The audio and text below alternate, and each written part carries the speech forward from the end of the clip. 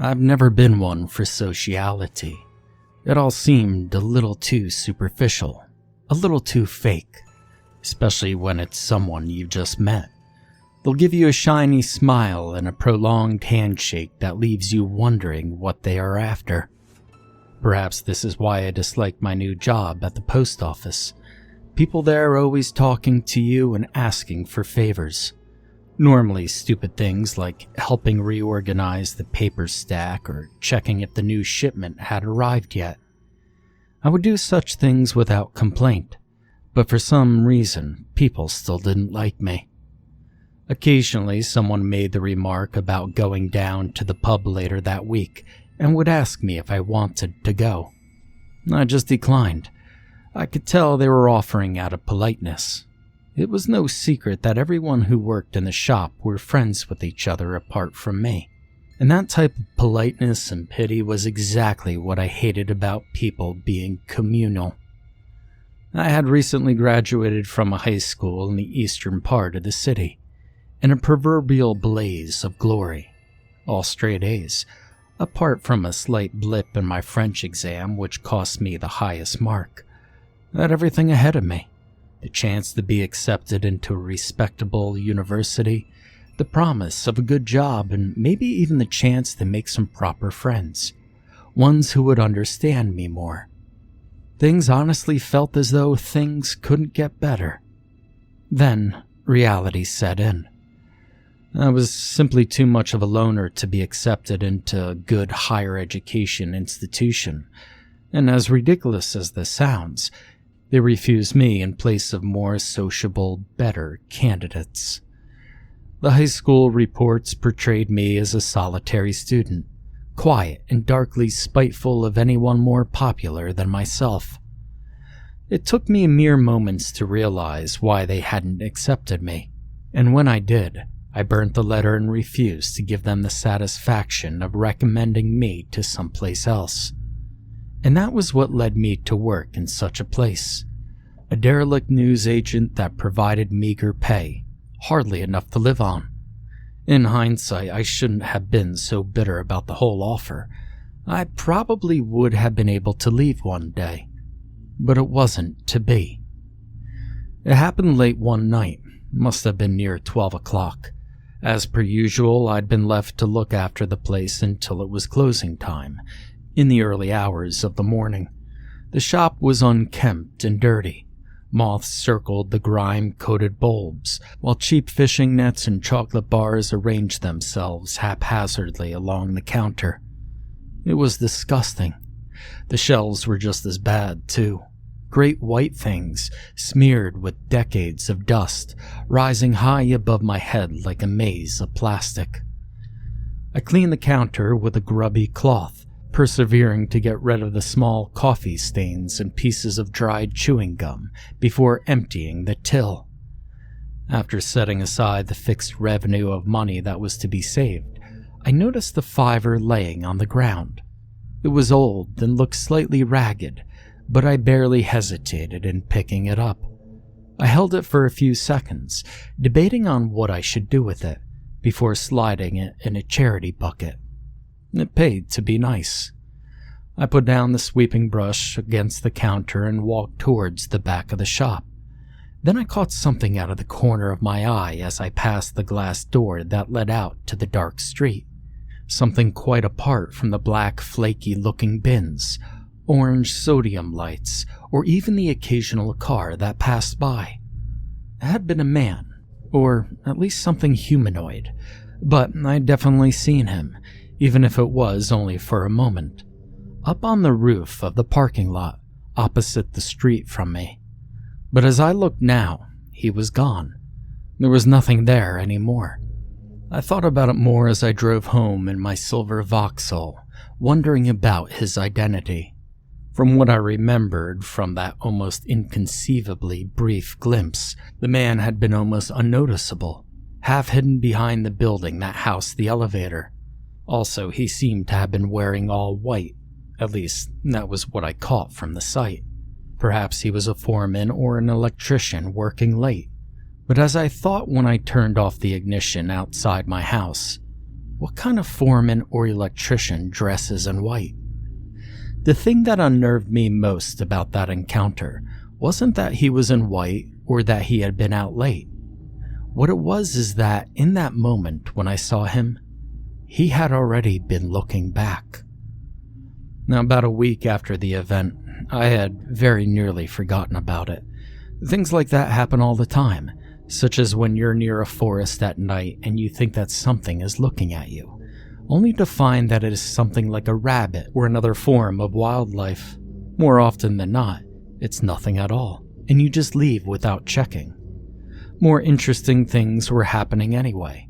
I'd been contacted by an estate agent a few days before I took this recording on my computer. My uncle had died. To be honest, I didn't really care that much. You see, my dad had died when he was young, and his brother never contacted me. I never really had any communications with that side of the family, apart from seeing them at the odd christening.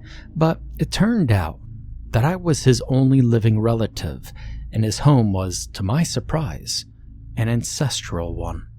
He owned the rights to it, and it had no mortgage.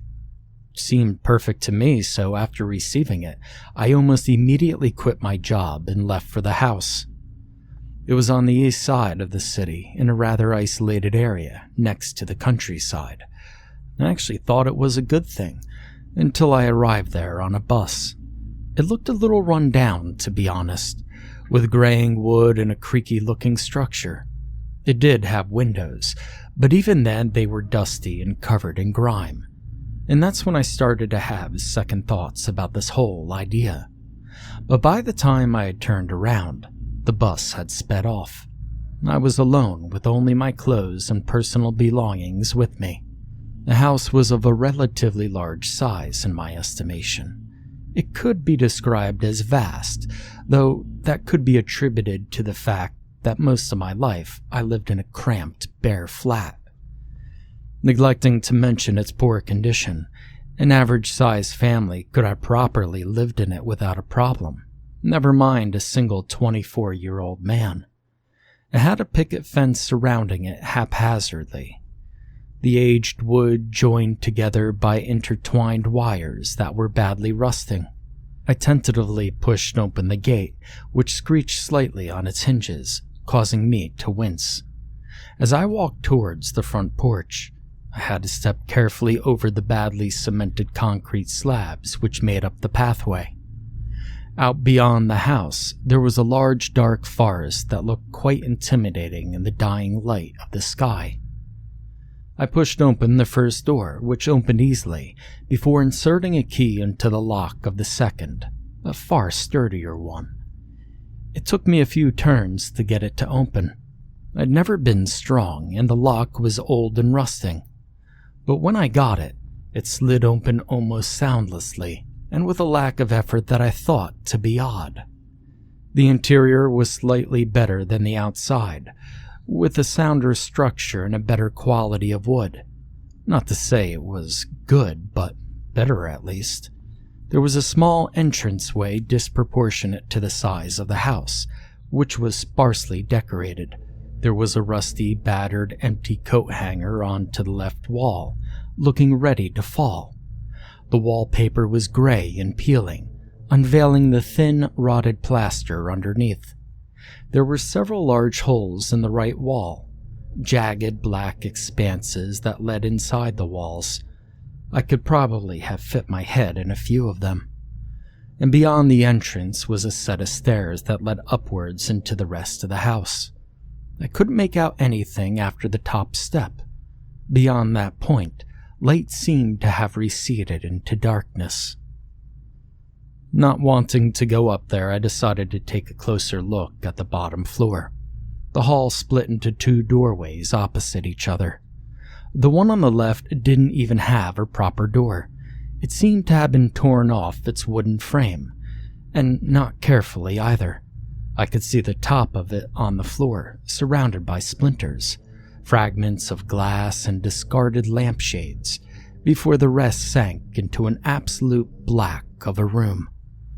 So I cautiously walked towards the one on the right, keeping an effort to be silent. But it was difficult. You see, the floorboards seemed to creak and squeal no matter how little pressure I put on them. Reaching it, I turned the tarnished metal knob and pushed open the door. It was a dark, murky room, like everything else in the house that I'd seen so far, to be honest. The fireplace immediately caught my attention, being the centerpiece of the room. It held a slight of an air of antiquity to it, enhanced by the ornate wooden carvings, but soon my appreciation for it was disabused. Like everything else, it was falling apart. Above it hung a large oil painting. It seemed a little discolored and covered in dust, but I decided to take a closer look at it. Who knows, might be worth something. As I crossed over to it, I noticed that, apart from the lone carpet and the chandelier, it wasn't decorated. There was discarded wooden furniture, chairs, and even a table that lay around the room. It looked as though it had been wrecked by a hurricane. There was another door at the far side of the room, but I ignored it. It could be looked at later.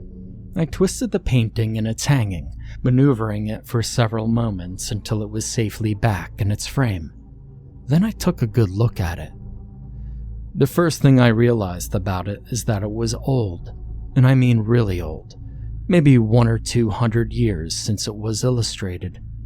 Painted with oils, it seemed to show a family, one that was obviously wealthy, sitting in a living room and facing toward the painter.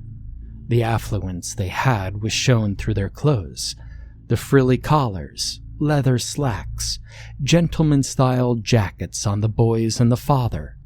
In that age, all symbols of someone who had succeeded in life. The mother was calm, serene, and stared out of the painting with a sort of detached tranquility. All the girls mirrored her. The father looked content. They were all placed close together, as if to show their closeness and fraternity. I ignored their apparent happiness and studied the painting more. Out of the living room window, which was shut in the painting, I could see a murky field leading up to a thick, dark forest, further shadowed by the dying light of the sky. It was clouded, darkly, and the silver slice of light that was the moon didn't show. I frowned. The painting appeared innocent enough, just a happy family in a picture. But as I looked at it more, I began to feel a distinct sense of unease. My frown deepened, and I leaned in to study the illustration further. There was something about it, something that was not quite right. And then, in a single moment, I made the connection. No wonder I had found it a little disturbing. When I looked at it in greater detail, the truth dawned upon me that this painting, this family portrait, had been illustrated in this house. In fact, this room. A barely perceptible shiver ran through my body, born of a sense of remembrance. But that wasn't it. Well, not completely. There was something that was still nagging at me, an uncomfortable primal feeling of warning that would not go away. For the sake of eliminating it, I looked even more closely at it. The rational part of my mind was urging me to go on, to leave. I had better things to do than to stare at a portrait in a creepy old house. I needed to hire a repairman to fix the holes, the wood, and probably the unstable stairs. And besides, it was getting dark. The sun had nearly dropped below the horizon, its rays briefly splitting the sky, illuminating it, and that light wouldn't last for long. But despite this, I continued to look. It wasn't like I had anything to fear. After a moment of staring, something directed me towards the left side of the portrait. Something directed me towards the girl, and something directed me towards the window behind her. The window was split into 8 segments, each dusty square of glass separated from the other by lead panes. I had to lean in very closely to see it. In the 3rd segment, I noticed it, and the feeling in my body, the feeling that had been telling me to search, stopped.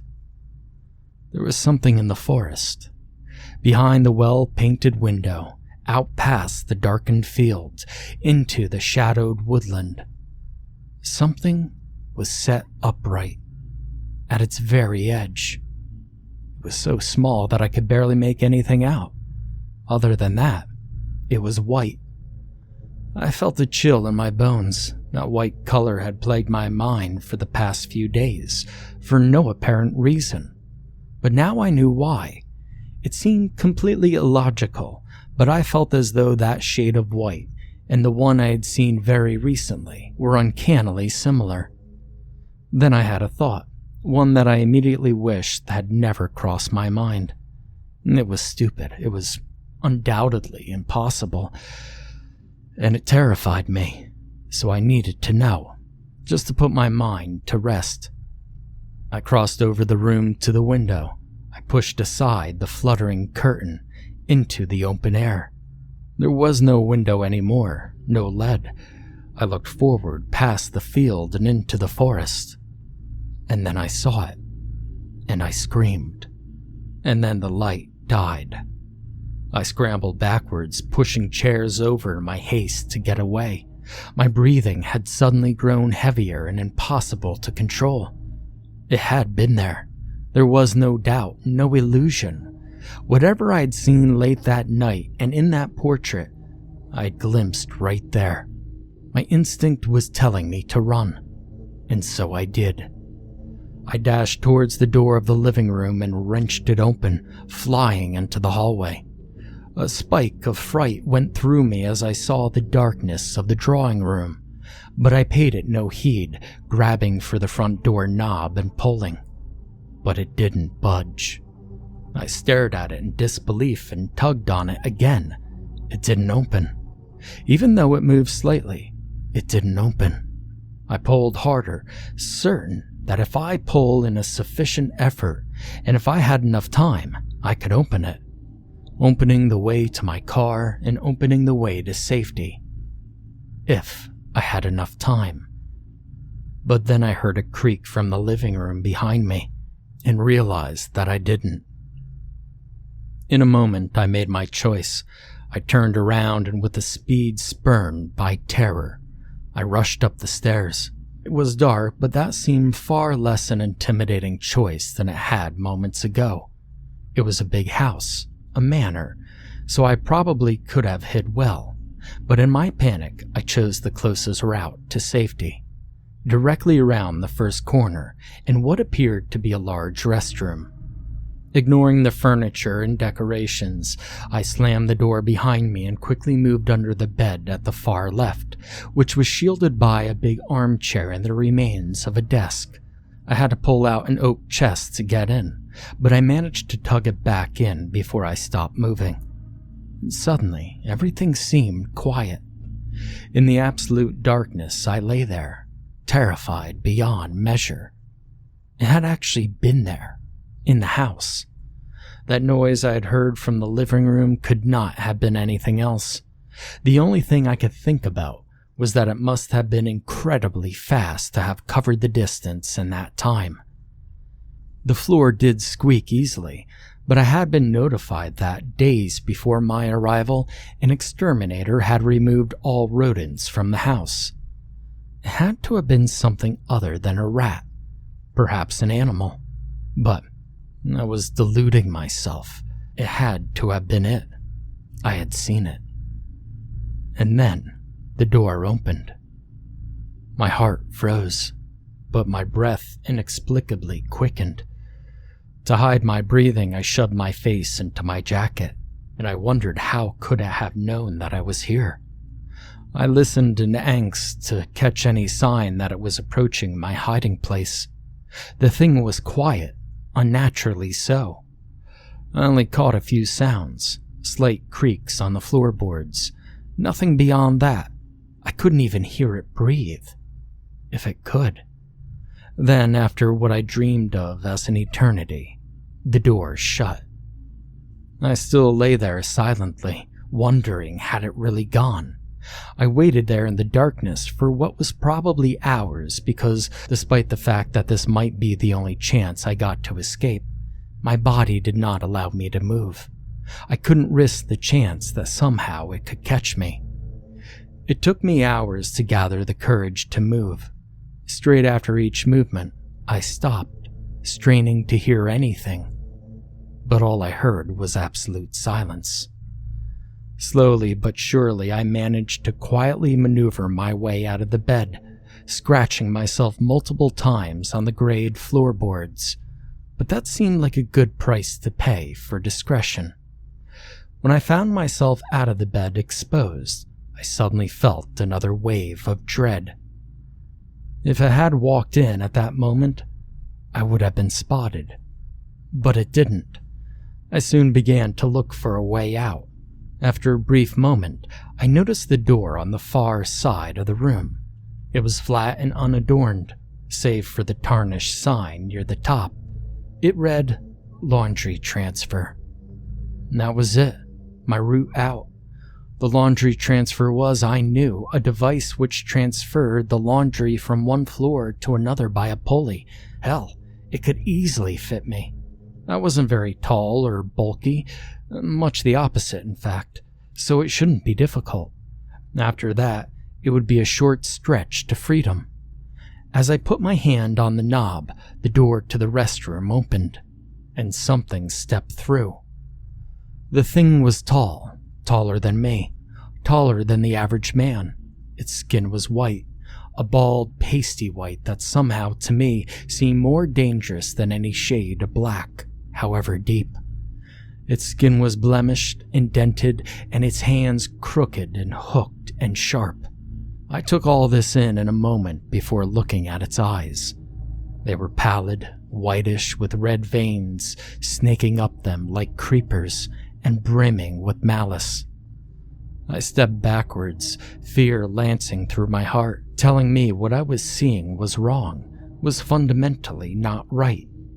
Its mouth opened, slowly peeling back to reveal an uneven row of needle-like teeth, like the picket fence outside. And its expression seemed manic, like a rat that has cornered something smaller than it. Then I took another step backwards, and it moved. And it moved at an impossible speed. Within a second, it had closed the distance between it and me by half in a haze of a bleached motion. Arms outstretched towards me, face contorted. I turned around, desperately running. I could hear it gaining on me, furniture pushing out of its way, feet slapping against the ground. I leapt. The rotting wood of the window frame gave way to me easily, long broken glass shattering again. The world spun, cascading in a grim spectrum of black and gray before, with a sickening thud, light left me. I was later picked up by a woman of around 50 years in age, with slightly graying hair and an almost perpetually sunny disposition. She took me to her house a few miles away and waited until I had woken up, kindly allowing me to stay there for a few days until I got better. On the second day in the kitchen, she told me the story. That thing had been around for centuries. At least, that's what she stated. It had come from somewhere far away, probably Eastern Europe, in the deeply forested regions where few people lived in, even traversed. During the Middle Ages, a man, an inquisitor for the Catholic Church, was found guilty of heresy. He was burned, skinned, stoned, drowned, all to purify him from sin, to polish him, to make him better. But this man, unlike many others, had survived, and he now found others and polished them, hence the name, the Polished Man. But something had happened to it, something that the woman didn't entirely make clear. A family with enough power and influence tried to stop it, to contain it, and to an extent they succeeded. Whatever was done, perhaps through devout means, it caused the secular creature to become contained, isolated within a certain area, and a family paid the price for it. My family. My uncle's death made sense now. It wasn't just us, though. It preyed on others, sustaining itself while constantly searching for those who wronged it, until it found them and executed retribution. I reflected over this for several moments, eyeing the toolbox on the table as she prepared a meal. Then I picked up a hammer and, after a moment of deliberation, smashed her over the head with it. She crumpled to the floor almost instantly, landing with a resounding thud, much like the one I had made earlier. Blood fountained from the gaping wound on her head, and after a close examination, I realized that she had been instantly killed. It was good. She had been nice to me. It would have been a shame for her to have suffered. And now, before you think that this incident with the thing has psychologically damaged me, I've killed people before. And not because I hate them, well, sometimes, but because I get a real pure thrill from doing it. Holding a life in your hands, having control over it and snatching it away. It is truly exhilarating.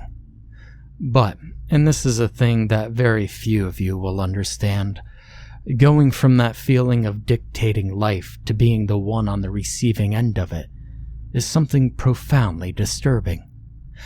Going from the hunter to the hunted, that creature, the polished man, caused me to feel fear, something which is usually evoked by me.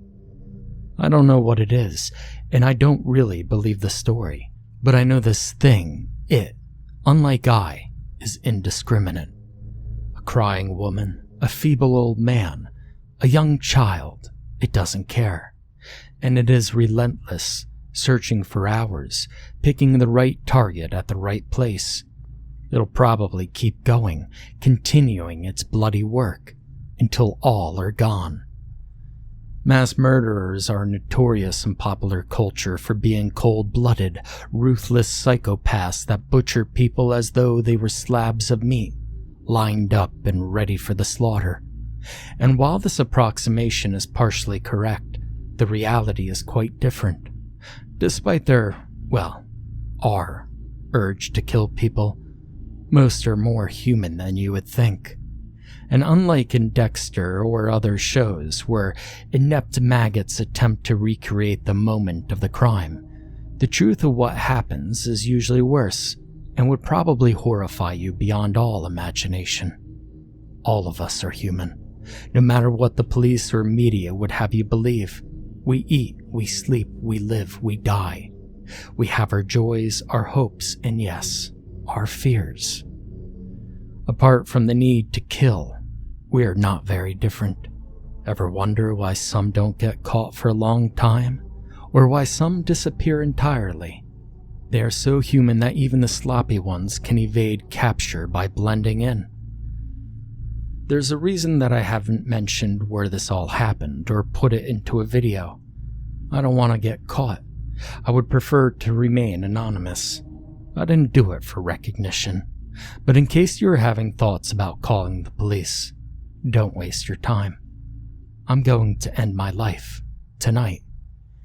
I can't stomach the thought of it reaching me again. Rest is no longer a possibility. Black words whispered to me in my sleep, of promises of horror and oblivion, evaporating as sleep flees, and before I could grasp the implications. It's terrifying. But if I haven't got that point across to you by now, then we both wasted our time. I'm not particularly caring, so to speak. But for your sake, I hope this has conveyed to you how real the danger is. Don't look for it, or him, or whatever it is. I'm going to do it soon, within the next hour if possible. But this is one last word of warning. If I, with the bloodlust of a serial killer, couldn't even begin to fight it, if it had frightened me, if it had caused me to flee, if it had almost caught me, then what chance does that leave you?